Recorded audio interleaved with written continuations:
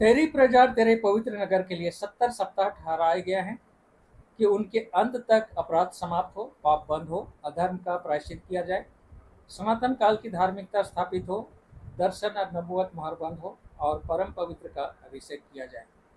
Hello दोस्तों, मैं दीपक मसीह और एक नई वीडियो में मैं आप लोग का हार्दिक स्वागत करता हूँ।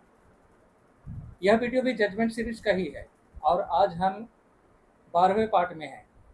पिछली वीडियो में हम लोगों ने 2300 साल का जो लॉन्गेस्ट प्रोफेसी है उसका बिगिनिंग पॉइंट को ढूंढ कर निकाला है और उसका जो बिगिनिंग पॉइंट है जेरूशलेम के पुनः निर्माण और बसाए जाने की आज्ञा निकलने से काउंट होता है और वह समय था 457 बीसी। अब 457 बीसी से 2300 साल का लॉन्गेस्ट प्रोफेसी का जर्नी शुरू होता है। तो इस जर्नी में बहुत सारे घटनाएं घटनी है, तो चलिए इस जर्नी में आप मेरे साथ हो लीजिए। तो यहाँ पर 70 सप्ताह जो प्रोफेटिक टाइम है इजरायलियों को दिया गया है, ये 2300 साल का ही पहला पार्ट है, उसी का पहला अंश। तो ये सप्ताह है जो प्रोफेटिक टाइम है, लेकिन हमारे पास जो फॉर्मूला है डे ईयर फार्मूला, इसका मतलब है हमें इस सप्ताह को डे में चेंज करना पड़ेगा। तो 70 सप्ताह को जब डे में कन्वर्ट करते हैं तो हमें 490 दिन मिलता है। इसका मतलब है 2300 साल का जो पहला पार्ट है 490 साल का, ये इजरायलियों को दिया गया था और इसमें उनके पापों के लिए प्रायश्चित किया जाना था। अब इस जो 490 साल के अंदर में क्या क्या घटनाएं घटनी है ये यहाँ पर दिया गया है। परम पवित्र का अभिषेक होना है, पाप की प्रायश्चित यानी यीशु का बलिदान होना है, क्रूसिफिक्शन होना है। तो चलिए हम लोग देख लेते हैं कि क्या सचमुच में दिए गए समय में यह पूरा हुआ था। 25 पद में हम देखते हैं कि जेरूशलेम के बनाए जाने के समय से ये काउंट होता है। तो यहाँ लिखा है, अतः तू समझकर जान ले कि जेरूशलेम के पुनर्निर्माण और बसाए जाने की आज्ञा निकलने से लेकर अभिषिक्त प्रधान तक 7 सप्ताह और 62 सप्ताह हो गए। यानी अभिषिक्त प्रधान का मतलब है यीशु के बपतिस्मा तक पहुंचने के लिए हमें 7 सप्ताह प्लस 62 सप्ताह समय लगेगा। अब 60 और 62 को अगर प्लस कर देते हैं तो हमें मिलता है 69 वीक, यानी 69 सप्ताह। अब जो 69 वीक है इसे हमें दिन में चेंज करना पड़ेगा। तो 69 को हम लोग 7 से मल्टीप्लाई करते हैं तो हमें मिलता है 483 दिन, यानी 483 साल। तो 457 बीसी से 483 साल जब हम एडी की तरफ जाते हैं तो हम यीशु के बपतिस्मा तक पहुंचते हैं। तो चलिए हम लोग इसको कैलकुलेट करते हैं। 483 में माइनस करते हैं 457, तो हमें मिलता है 26, और ये 26 किधर है? एडी की तरफ है, यानी 26 एडी। लेकिन यहाँ पर थोड़ा सा गड़बड़ है, बीसी से एडी में जाने के लिए 1 प्लस होता है, क्योंकि 0 ईयर नहीं होता है, 1 है, दोनों तरफ काउंट होता है, बीसी में भी और एडी में भी। तो बीसी में तो काउंट हो चुका है, अभी एडी में काउंट होना बाकी है, इसलिए 26 में प्लस 1 करेंगे तो हमें मिलेगा 27 एडी। अब 27 एडी में क्या सचमुच में यीशु का बपतिस्मा हुआ था? तो इसके लिए हमें जाना पड़ेगा लूक लिखित सुसमाचार में और उसका 3 अध्याय में। जब हम पहला पद को पढ़ते हैं तो यहाँ पता चलता है कि रोम का जो शासक है वह तिब्रियस कैसर है और उसका शासन काल का 15वां साल है, जैसा कि लिखा है तिब्रियस कैसर के शासन काल के 15वें वर्ष में।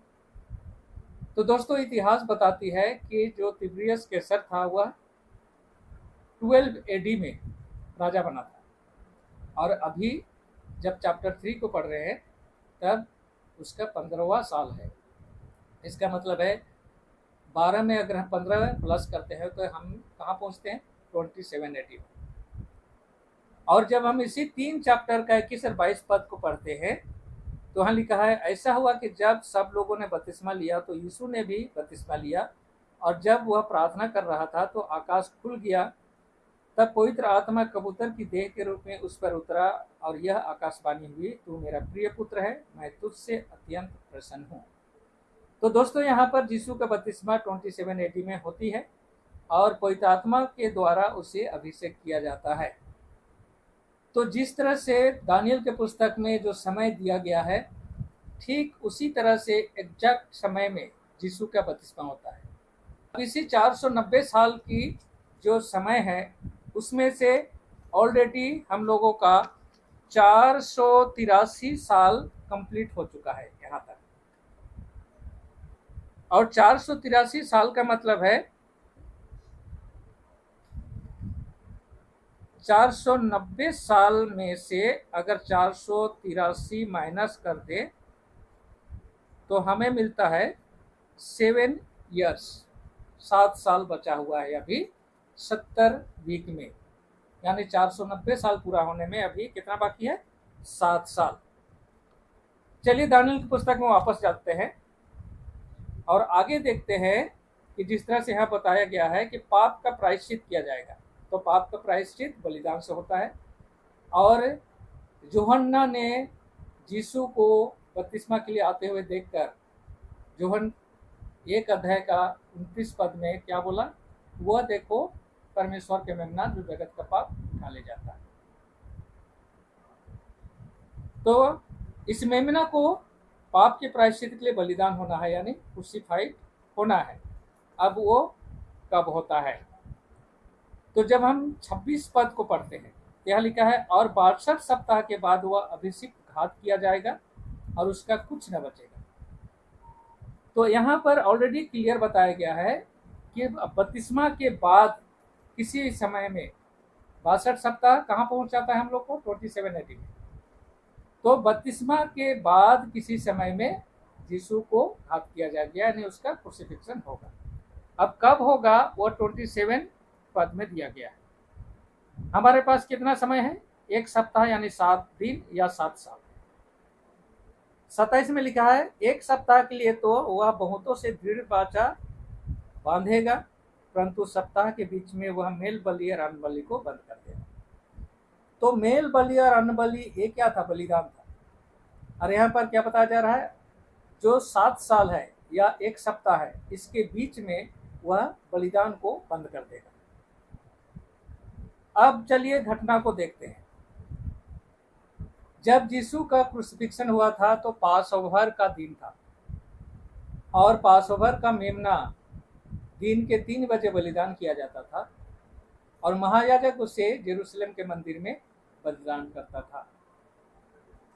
यीशु का क्रूसिफिक्शन होता है 12 बजे और 3 बजे वह अपना प्राण त्याग करता है। और 3 बजे का वह टाइम जिस समय यीशु अपना प्राण त्याग करता है, उसी समय महायाजक यरूशलेम मंदिर में पासोवर का मेमना को बलि करने वाला था। कि जैसे यीशु का मृत्यु होता है, जो यरूशलेम मंदिर का पर्दा था ऊपर से नीचे तक फट जाता है और याजक डर से वहाँ से भाग खड़े होते हैं और मेमना वहाँ से छूट कर भाग जाता है। और इस तरह से जो यरूशलेम में जो बलिदान था वो बंद हो जाता है। तो सप्ताह के बीच में हम लोग देखते हैं तो 27 के बाद हमारे पास और 7 साल है, तो उसको हाफ करते हैं 3.5 साल। तो 27 में 3.5 साल प्लस करेंगे तो कहाँ पहुँचेंगे?